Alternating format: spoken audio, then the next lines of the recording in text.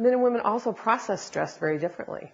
Women tend to talk about what's going on with them and then think about what they said afterwards.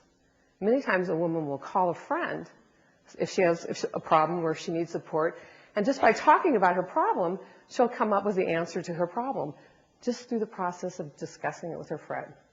In fact, how many women can relate to this? When you have a problem, when you need support, you know which girlfriend to call. If you want the spiritual response, you know which girlfriend to call. If you want a girlfriend to play devil's advocate with you, try to figure this out, you know which girlfriend to call, which probably isn't the one you're going to call. If you know which girlfriend to call, it's going to go, oh, I'm sorry. Oh, you're such a nice person. This shouldn't have happened to you. So we even choose our friends depending on the support that we're looking for. How many women can relate to that? Yeah. Men process stress very differently. They think about what they're going to say. They think about the problem. They decide the most useful and correct answer, and then they speak. But during the silence, while they're thinking, a woman might think, are you deaf? Are you not interested in what I'm saying? Are you not listening? So his silence might cause her to start asking questions. Well, how come you're not talking? Is something bothering you? Did everything go okay today? And after a while, a man starts like, what's up with all the questions? It was like an interrogation.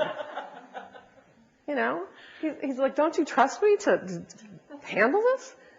So he starts getting upset with her. She gets upset with him for getting upset with her because she was just trying to show she cared.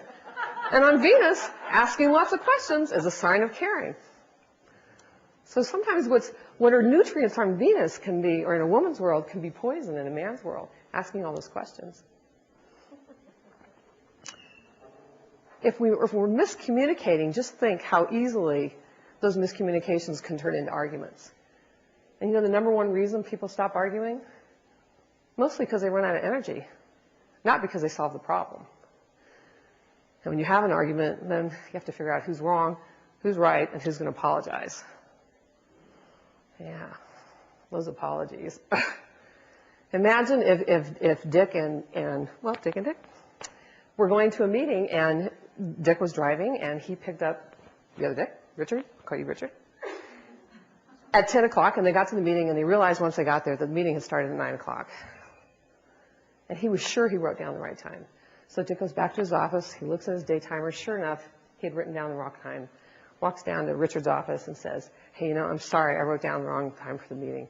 And Dick says, no problem. They shake on it, and that is the end of that apology.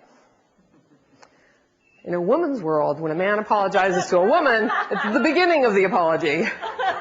Because we want to know, what are you sorry for? How sorry are you? And what do you plan to do about it? Where are the roses? We want to know that you really mean you're sorry and you're not just saying that you're sorry to get off the hook.